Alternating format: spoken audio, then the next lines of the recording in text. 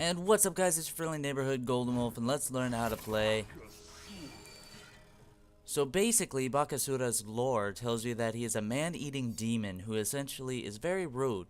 The chief of a nearby village made a deal with Bakasura to give him food if he would stop eating people, which of course, when the basket was brought to him by another person, he would eat that person with it because he was magically delicious. The mother of the Pandava brothers, Kanti, heard this story from a crying woman who had to send in her child, and instead of having her send in her delicious meal for Bakasura, she decided to send in her own, who is a demon slayer and pretty strong guy who ended up killing him. So, I love playing Bakasura. He fits into my playstyle fairly well. He is an aggressive attack damage assassin, so you will be building physical items as you probably would have guessed. Bakasura excels in the jungle. He doesn't even need Hands of Gods right now. Bakasura has a passive called Insatiable Hunger that increases attack speed per attack, stacking up to 5 times. The buff lasts for 10 seconds, so you don't have to constantly attack enemies that much, but yeah.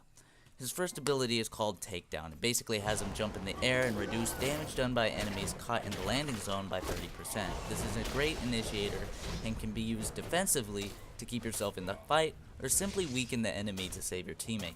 I maxed this second after grabbing it once at level 3. His second ability is Eat Minion. As the name would suggest, he noms on a minion that is 33% health or less, granting him a stack for his ultimate, as well as healing him. The max stacks you can acquire, so you can throw them up later, is 6. I maxed this last after getting 1 point at level 1. His third ability is Butcher Blades, which is his main steroid ability. So as such, you will level this as soon as possible. It grants you 10 physical power on the first learn, plus 5 on each level afterwards.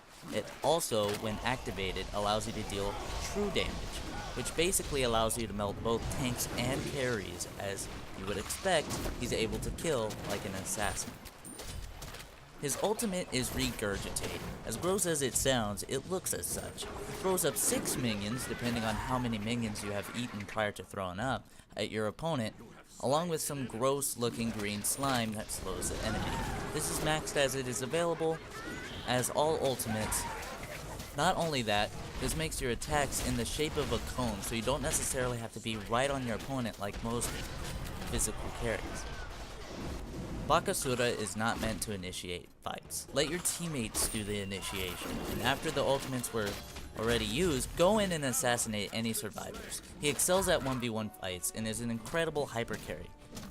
And as such, he's not very tanky, and that's why I would suggest grabbing the armor buff when possible before team fights. Also, grabbing the damage buff will make you melt your opponents even faster.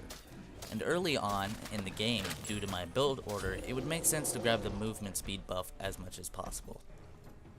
I like to build them with level 2 warrior boots and 3 HP potions, going straight for the HP buff. Even though it was nerfed a bit, it's still a necessity and allows for a clean early gank. After I clear up the HP buff, I grab the mana buff, and as soon as I clear that out, I head for the gank, grabbing a point in Butcher Blades right before doing so. I alert my teammates and we pick up a few easy kills. Typically, if you didn't take too long with the gank, you can head back into the jungle and take the armor buff, and then take the attack buff before going back. After I finish my warrior boots, I will buy the executioner as soon as possible, as it scales with both his passive and his damaging steroid, allowing for an early mid-game. After the executioner is finished, I'll grab Deathbringer, as I don't need to rush lifesteal quite yet due to his Eat Minion ability. After I complete the Deathbringer, I grab Soul Eater followed by Titan's Bane, and finish it off with either Kin's Blade or Frozen Mallet. You know, I prefer Kin's Blade so I feel more like an assassin, but if you need a bit more tank ability and a slow so you can keep up, as he doesn't have much chasing abilities other than his first ability and his ultimate, go for the Frozen Mallet instead. Before I end this video, I'd like to mention that a lot of people have been saying that he's overpowered, and I'm going to have to disagree. He's not very tanky, and his ability to stay in a fight only comes from his eating ability. If you simply have hard CC, you can easily beat him. Ymir Sobek, especially, can really hurt him. a team with an Odin in it, simply by trapping him into his ultimate, his team can easily take him out, because either way, he has to leap away or he'll die.